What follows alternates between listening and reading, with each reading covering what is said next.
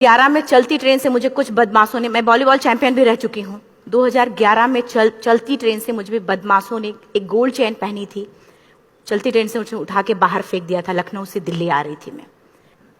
Compartment में बहुत सारे, जनरल कंपार्टमेंट था, बहुत सारे लोग थे, किसी ने मना नहीं किया। एक प्लेयर का जो स्पिरिट होता है वो अपने आप, जब कोई छीनने की कोशिश करता कुछ भी, वो देता नहीं है। तो मेरे में भी था, मैंने मना किया और उन्होंने मुझे चलती ट्रेन से वो 4-5 ने उन्होंने बाहर फेंका। दुर्भाग्य ये था कि उसी समय दूसरी ट्रैक से ट्रेन आई और मैं उस ट्रेन में टकराई, फिर नीचे गिरी, दोनों ट्रेनें निकल गईं। कुछ देर बाद मैंने हाथ को ऐसे रख के उठने की कोशिश किया तो देखा कि मेरा पैर कट चुका था। थाई को उठा के देखा, मेरा पैर ऐसे जीन्स में लटका हुआ था, ब्लड फोर्सफुली निकल रहा, दूसरे पैर की हड्डियां टूट टूट के बाहर निकल चुकी थी। पूरी रात मैं चिल्लाती रही ट्रैक पे, छोटे छोटे पत्थर होते ऐसे चिल्लाती रही कि कोई बचा ले, कोई नहीं आया बचाने। और जब पूरी रात चिल्लाते चिल्लाते इतना कि मुझे दिखाई भी देना बंद हो गया, जब ट्रेन आता था तो वाइब्रेट होता था। इतना ही नहीं, फ्री का इनविटेशन भी लोगों को मिल गया था, कुछ लोगों को। ट्रैक पे आपने ट्रेन की ट्रैक पे छोटे छोटे चूहे देखे होंगे, मेरे कटे हुए पैर पे आग के मेरे पैर कुतर रहे थे। मैं ब्रेन कॉन्शियस मेरा पूरा काम कर रहा था मेरे, लेकिन बॉडी में कोई भी मूवमेंट नहीं था। पूरे पल में वही चीजें सोच कि कैसे मैं अपने आप को कैसे बचा पाऊं।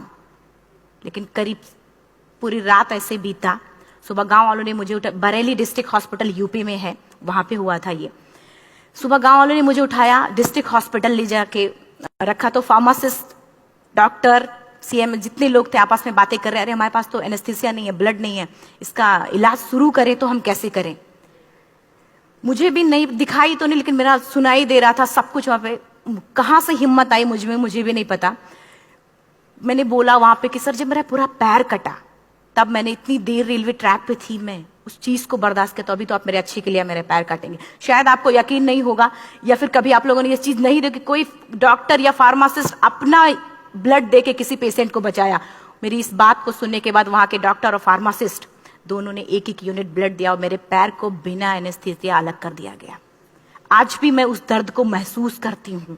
जब भी मैं जब बोलती हूँ तब मैं वो चीजें महसूस करती हूँ। उसके बाद जब बात मीडिया में आई, लोगों को पता चला कि मैं नेशनल प्लेयर है, KGMC king George medical college Lucknow में एडमिट करा, लखनऊ से फिर sport minister, AIIMS trauma centre Delhi. तब तक सब ठीक ठाक चल रहा था, प्लेयर होने की वजह से अच्छा ट्रीटमेंट मिलना शुरू हुआ। करीब 4 महीने मैं एम्स में रही।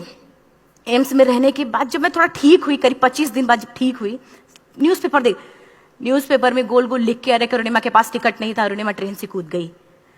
उसका खंडन किया घर वालों ने, फिर बोला कि अरुणिमा सुसाइड करने गई थी। जिस लड़की का शरीर का एक अंग कट चुका, पूरी जिंदगी का पता नहीं कि व्हील चेयर है, बैसाखी, या पता, यहाँ तक कि मेरे स्पाइन में 3 फ्रैक्चर था, मुझे ये भी नहीं पता था कि मैं बेड से उठ भी पाऊंगी कि नहीं। अंदाजा लगाया जा सकता, सिर्फ अंदाजा लगाया जा सकता है कि उसकी दिलो दिमाग पे क्या चल रहा होगा, उस परिवार की क्या स्थिति रही होगी जब जिस परिवार की एक यंग एज लड़की का इस तरीके का सिचुएशन हुआ हो। फिर भी कहते हैं कि जहां चाह होती वहां राह मिली जाती है। एम्स के हॉस्पिटल के बेड पे मैंने डिसाइड किया, क्योंकि अपनी बातें हम चिल्ला चिल्ला के करें, वो सिस्टम की इतनी हाई लेवल की बातें हो रही थी कि हम एक मध्यम वर्गीय फैमिली से थे, हम अपनी बातें चिल्ला चिल्ला के कह रहे थे, लेकिन कोई नहीं सुन रहा था। लेकिन कहते हैं मैंने अपने दिल, दिमाग, अंतरात्मा से ये चीज सोच लिया कि ठीक है, आज आपका दिन है, जितना चाहो बोल लो, एक दिन तो मेरा दिन आने वाला, मैं प्रूफ कर दूंगी कि मैं क्या हूं, मैं क्या थी, ये मैं प्रूफ कर दूंगी। हॉस्पिटल के बेड पे डिसाइड किया वॉलीबॉल नहीं, लाइफ का सबसे टफ गेम करना है, तब मैंने माउंट ट्रेनिंग चुना। जब मैंने माउंटेनिंग कहने और करने में बहुत फर्क होता है। जब मैंने माउंटेनिंग की बात सोची और लोगों के सामने, सबसे बड़ी चीज थी सही गाइडेंस में ट्रेनिंग लेना, दूसरा स्पॉन्सरशिप। इतना बड़ा एक साथ तो मैंने 40 से 50 लाख मैंने वाकई में कभी नहीं देखे थे पहले। मेरे लिए बहुत बड़ी चीज थी वो इकट्ठा कर पाना।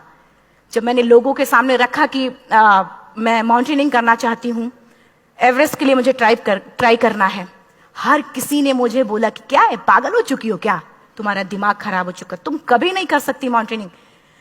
एक पैर आर्टिफिशियल है, दूसरे में रॉड है, और तुम्हारा दिमाग खराब है, स्पाइन में भी फ्रैक्चर है, तुम पागल होगे, चुपचाप कोई नौकरी करो, जीवन यापन करो।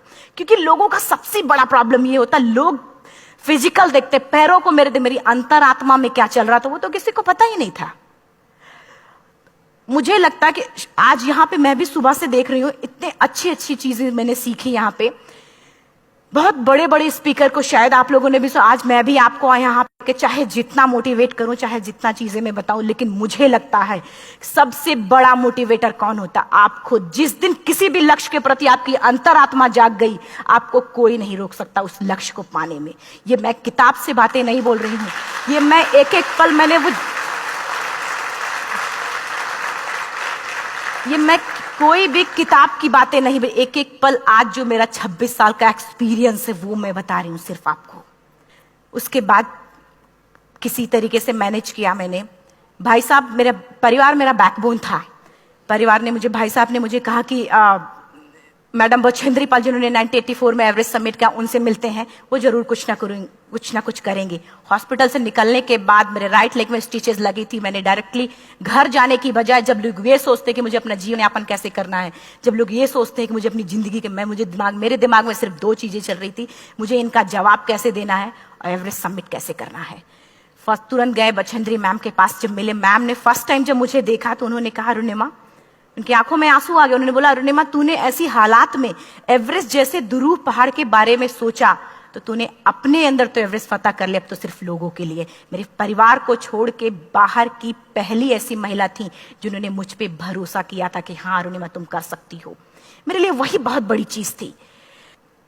प्लानिंग भी कर ली, मैम भी मिल गई, सब हो गया। लेकिन जब उतरते हैं फील्ड में तब पता चलता कि हम क्या हैं।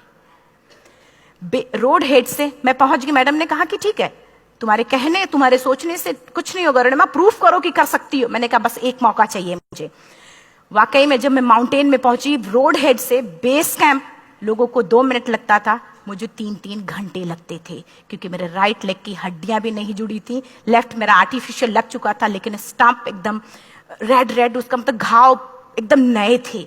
मैं अगर पैर रखती थी तो मेरे पैर से जोर से अगर दबा देती थी तो पैर से मेरे ब्लड आने लगता था। सारे लोग नॉर्मल थे वहां पे।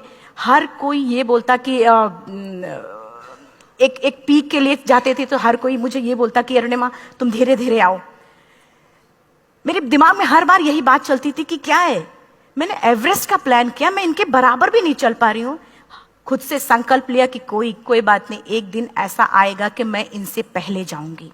और आपको शायद यकीन ना हो, आने वाले 8 महीने बाद पूरा का पूरा वेट उठा के बेस कैंप से साथ निकलते और टॉप पे पहले पहुंचते। ऐसे करके देखते थे कि अरे ये लोग तो पीछे। खुशी होती थी। उससे भी ज्यादा मुझे खुशी तब होना शुरू हुआ जब वो सारे लोग आके मुझसे ये पूछते, मैडम खाते क्या हो, बता दो, पैर नहीं है फिर भी कैसे चलते हो। उसके बाद पूरा मुझे स्पॉन्सरशिप मिला। मैं जब एवरेस्ट के लिए गई, मेरे लिए सबसे बड़ा, एवरेस्ट की जर्नी में मेरे सबसे बड़ा चैलेंज यही था कि दूसरे को समझा पाना। मैं नहीं समझा पाती कि भाई मैं कर सकती हूँ। जब मैं एवरेस्ट के लिए, शेरपा होता, शेरपा को जब ये बात पता चला कि मेरा प्रोस्थेटिक लेग है, आर्टिफिशियल लेग है दूसरे में रॉड, बोला नहीं ले जा सकता, इसकी वजह से तो मेरी भी जान जाएगी।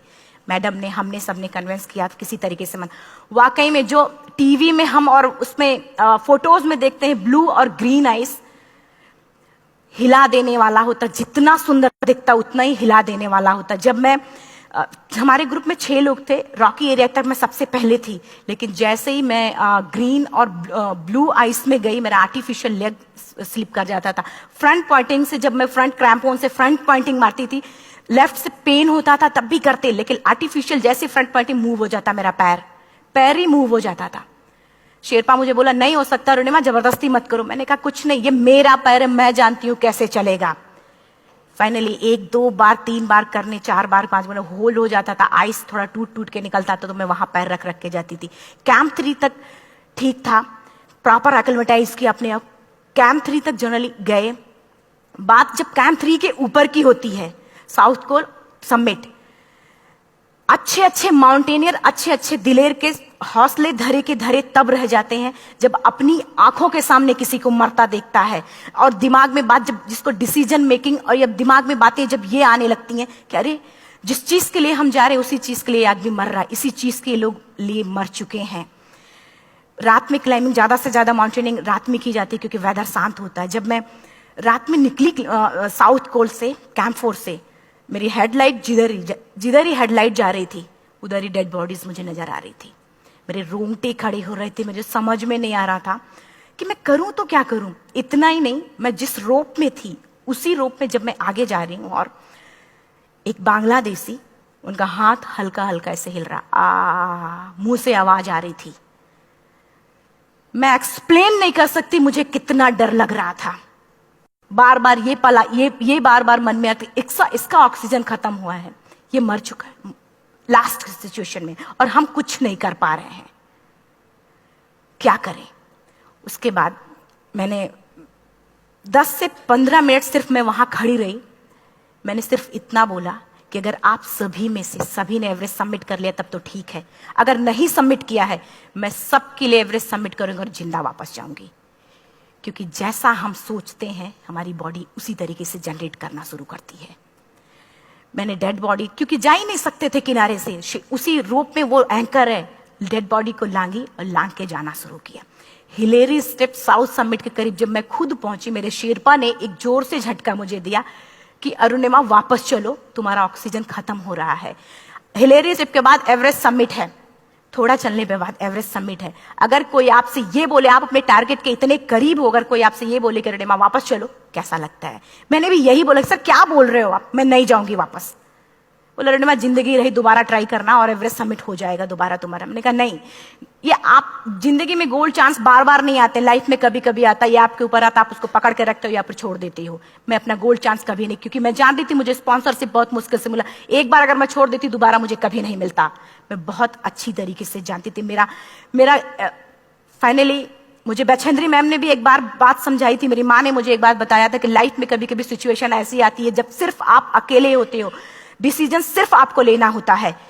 जहां पे भी होना, खड़े होकर हल्का सा पीछे मुड़कर देखना और यह सोचना कि आप एक एक कदम चल के यहां तक पहुंचे हो, सिर्फ अपना एक कदम आगे बढ़ाना, तुम देखना कुछ देर बाद तुम टॉप पे होगी। मेरे दिमाग में उनकी बातें वीडियो की तरह चल रही थी और सिर्फ एवरेस्ट का टॉप चल रहा था। मैंने शेरपा को पहले कन्विंस करने की कोशिश की कि भाई चल, कुछ नहीं होगा भाई चल। फाइनली जब वो नहीं माना, मैंने एक कदम आगे बढ़ाया, डिसीजन लिया कि नहीं जाना ही जाना है। आगे बढ़े, करीब 1 से 1.5 घंटे बाद मैं टॉप पे थी। और इतना ही नहीं, आज भी मैं जितनी बार बोलती हूं उतनी बार मैं महसूस करती, अब मेरे रोंगटे खड़े हो जाते हैं, मेरा दोनों हाथ ऊपर करके जोर जोर चिल्लाने का मन कर रहा, कितनी जोर से चिल्लाऊं कि सबको बता दूं कि आज मैं टॉप ऑफ द वर्ल्ड पे हूं। उन लोगों को बता दूं जो लोग ये सोचते हैं, लड़की, दूसरे विकलांग, तीसरे मिडिल क्लास में, जो लोग एक बार हार के फिर दोबारा लड़ना नहीं चाहते, जो लोग हारने के बाद सोचते हैं कि हम दोबारा कुछ कर नहीं सकते, उन लोगों को मैं चिल्ला चिल्ला के टॉप से बताना चाहती थी कि नहीं, आप सब कुछ कर सकते हो। सिर्फ एक सोच की विकलांगता, हैंडीकैप आदमी यहां से होता है, यहां से नहीं। अगर यहां से जो आदमी विकलांग है तो नॉर्मल आदमी भी विकलांग है, जो अगर यहां से विकलांग है। चिल्ला चिल्ला के मैं बताना चाहती थी। मैंने शेरपा से कहा कि आप एक फोटो खींच लो, क्योंकि सारे लोग फोटो, अपना नेशनल फ्लैग का जो वैल्यू होती है ना, वो जब हम कहीं बाहर होते हैं तो पता चलता है। मुझे भी बहुत खुशी हो रही थी, फ्लैग को हग किया और बोला फोटो खींचो। बोला पागल हो गई है, तेरा ऑक्सीजन कभी भी खत्म हो जाएगा, नीचे चल। नहीं, फोटो खींच लो। फोटो खींचा उसने। वो तो अगली बार इतना तेज गुस्सा हुआ, मैंने उसको बोला कि भाई वीडियो भी बना ले। 8848 की हाइट पे ऑक्सीजन खत्म हो रहा है, आज हम भी हंस रहे हैं आप लोगों के साथ क्योंकि यहां पूरा ऑक्सीजन है। और 8848 की हाइट पे जब मुझे शेरपा, कोई भी शेरपा को बोलेगा भाई वीडियो बना, तो परेशान हो जाएगा, पागल हो चुकी, तुम मर जाए, यहां मैं जा रहा हूं नीचे।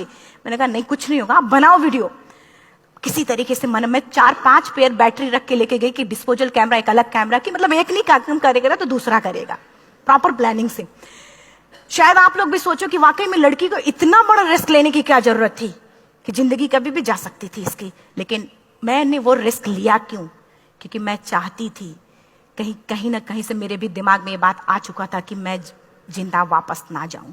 मैं चाहती थी कि अगर मैं जिंदा ना जाऊं तो ये वीडियो मेरे इंडिया, शेरपा से मैंने यही बात बोली, ये वीडियो अगर मैं जिंदा नहीं जाती, ये वीडियो मेरे इंडिया पहुंचा देना, मेरे यूथ तक चला जाएगा। क्योंकि मैं चाहती थी कि 11 अप्रैल 2011 को मेरा एक्सीडेंट हुआ, 21 मई 2013 10:55 पे मैं टॉप ऑफ द वर्ल्ड पे थी। ऑलमोस्ट 1 से 2 साल के अंदर कैसे?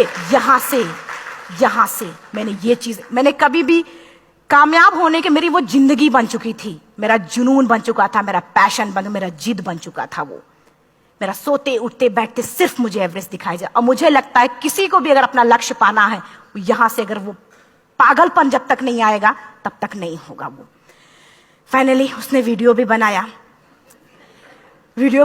बोल रहा फटाफट अरुणिमा नीचे भागो। जब मैं टॉप पे थी तो कुछ लोग और भी थे, लेकिन 10:55 पे मैंने एवरेस्ट समिट, 11 बजे के बाद अगर कोई अटेम्प्ट करने की कोशिश करता है उसको सुसाइड अटेम्प्ट बोलते हैं। जैसे ही मैं नीचे चलना शुरू की, मैंने कहा भाई हाँ चल नीचे चलते हैं। ज्यादा से ज्यादा मौतें नीचे आते वक्त होती हैं एवरेस्ट पे। जब मैं नीचे आ रही हूं, थोड़ा दूर ही मैं नीचे चली थी, मेरा ऑक्सीजन पूरी तरीके से खत्म। सिर्फ अंदाजा लगाया सकता कि जब ऑक्सीजन खत्म हुआ क्या परिस्थिति रही होगी। मैं ऐसे नीचे गिर गई और शेरपा मुझे बोल रहा कि अरुणिमा मुझे यकीन नहीं था कि तू एवरेस्ट सबमिट कर पाएगी, लेकिन फिर भी तूने किया। मैं चाहता हूं कि अरुणिमा जिंदा चल, तू वापस उठ, खड़ी हो। मुझे खड़ा करने की वो कोशिश कर रहा था बार बार, मैं खड़ी नहीं हो पा रही थी, वाकई में दम ही नहीं था। लेकिन फिर भी कहते हैं कि जैसे हमारे नियम होते हैं वैसे ऊपर वाले के भी नियम है। उसके लिस्ट में जब मेरा नाम नहीं है तो वो मुझे नहीं ले जा सकता।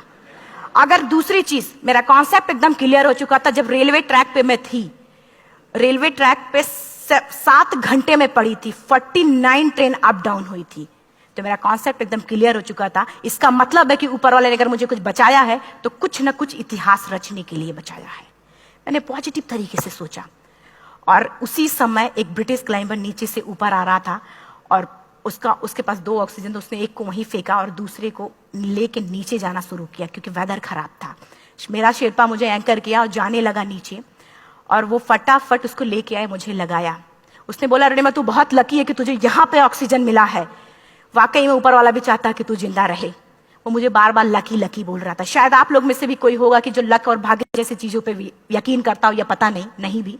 मैं किसी की भावनाओं को ठेस नहीं पहुंचाना चाहते, लेकिन मैं इन किसी भी चीजों पे भरोसा नहीं करती, क्योंकि मेरा मानना है कि लक भी उसी का साथ देता है जिसके अंदर जीतने का जज्बा है। अगर आपके अंदर जीतने का जज्बा नहीं है, चारों तरफ सिर्फ बहाने होते हैं, सिर्फ बहाने, इतना सारा एक्सक्यूज होता है। शायद मैं भी अगर वापस आ गई होती तो मैं बोल देती मेरा ऑक्सीजन खत्म है, कोई मुझसे पूछने ना, बछेंद्री मन, मेरा परिवार, कोई भी मुझे पूछने नहीं आता। लेकिन क्या कभी मैं अपने आप को समझा पाती? कभी नहीं।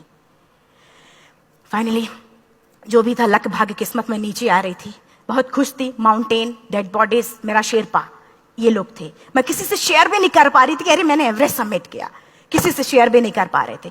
फटाफट मैंने नीचे हील मार मार के, हमारे से हील मार मार के नीचे आ रहे थे। एकाएक मेरा प्रोस्थेटिक लेग, पूरा का पूरा लेग ही निकल गया। -60 डिग्री तक टेम्परेचर डाउन हो जाता है एवरेस्ट पे। मेरा हाथ वगैरह ये सब ऐसे मूवमेंट, ऐसे मुड़ नहीं रहा था, ब्लड निकलने लगा था, ये सब यहाँ थे। मुझे शेरपा से मैं बोल रही हूँ कि ऑलरेडी मेरा पैर कटा हुआ है, अगर दिमाग में ये बात है कि मेरा हाथ भी काटना पड़ेगा, कैसा लगेगा मेरा दिमाग। क्योंकि ये ऐसा मूवमेंट, रेड 3 स्टेज होती हैं। रेड मेरा हो चुका था, रेड, ब्लैक, ब्लू, ब्लैक हो तो काटना पड़ेगा। तो बार बार मैं बोल रही हूँ शेरपा से कि भाई हाथ मेरा कुछ हो रहा है, इसमें मूवमेंट नहीं हो रहा है, यहाँ सबसे ब्लड हो रहा है। बोला अरुणिमा कुछ नहीं, जितना नीचे जाएंगे उतना अच्छा होगा। प्रोस्थेटिक लेग मेरा निकल चुका है, मैं रुकी हूँ, मेरा ऑक्सीजन चल रहा, बड़े मुश्किल से, लक भाग्य किस्मत जो भी था मुझे मिला था। शेरपा मेरे आगे है, लास्ट मोमेंट तक वो मुझे बोलेगा, अगर वो मैं नहीं चलती वो मुझे छोड़ के चला जाए। गलती उसकी भी नहीं होती, क्योंकि वो क्या करे, क्लाइंबर की वजह से, या तो अपनी जान वो भी दी, गलती उसकी भी नहीं है। लास्ट में मेरी आंखों से आंसू निकलने लगा। मैंने सोचा क्या करूं अब, रोने अपने आप आंसू ने कहीं ना कहीं से आ ही जाता है। दूसरे पल मुझे समझ में आ गया कि रोने धोने से कुछ नहीं होगा। मैंने आंसू को पोंछा और रोप, जो मेरी रोप थी, रोप को पकड़ा, दूसरे हाथ से आर्टिफिशियल लेग को, पैर को घसीट घसीट के चलना शुरू हो गया, क्योंकि मेरे पास यही था। ये तो दूसरा था, गिव अप कर दो ही चीज थी। पैर को घसीट घसीट चलना शुरू हुआ। कुछ दूर नीचे चलने के आने के बाद रॉक था, उसमें घुसे, पैर को खोला, सही किया, फिर नीचे चलना। Camp 4 to summit to camp 4 3500 feet है, और इसमें टोटल जनरली लोग 16 से 17 घंटे में सबमिट कर लेते हैं। मुझे टोटल 28 घंटे लगे थे। हर माउंटेनियर, चाहे बाहर का या फिर इंडिया का, हर किसी ने ये मान लिया था कि अरुणिमा जिंदा वापस नहीं आएंगी। हर किसी ने ये चीज मान लिया था। लेकिन मुझे लगता, जब मैं वापस साउथ पोल पहुंची, जब मैं टेंट का जिप खोला, मैंने हर किसी ने कहा कि अरे तू यहाँ है, हम तो सब सोच लिए थे तू चली गई।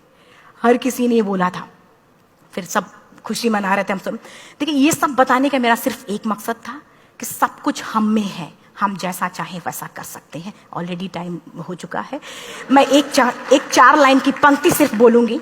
मैं एक्चुअली मेरा एम है कि मैं वर्ल्ड के जो कॉन्टिनेंट है, कॉन्टिनेंट के हाईएस्ट पीक समिट करूं। एशिया का एवरेस्ट हो चुका है, अफ्रीका किलिमंजारो हो चुका है, यूरोप का एल्ब्रुस हो चुका है। 23 नवंबर को मैं जा रही हूँ ऑस्ट्रेलिया हाईएस्ट पीक के लिए। बस आप लोगों की गुड विशेस चाहिए। और 4 लाइन, अभी तो इस बाज की असली उड़ान बाकी है, अभी तो इस बाज की असली उड़ान बाकी है, अभी तो इस परिंदे का इम्तिहान बाकी है, अभी अभी मैंने लांघा है समुद्रों को, अभी तो पूरा आसमान बाकी है। Thank you so much, thank you.